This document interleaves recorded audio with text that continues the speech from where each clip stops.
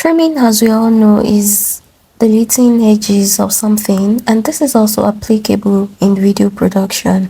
It is very easy and a very simple concept. So all you need to do if you are using Capcut on your phone is to tap the clip, tap your video, and you're going to see these white handles on both ends. From the start, you're going to see this undo, and you're also going to see this undo at the end of your video clip. So for you to trim it, you have to drag it inward.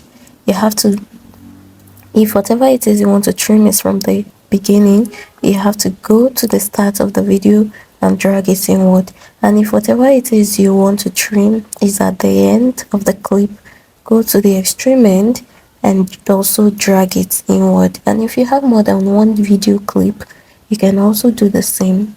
Start from the beginning of the other clip, drag it inward, and if it's what you're trimming is at the end, drag it, and you are good to go, and you have your fresh start. It's as easy as that. Try it, and good luck to you.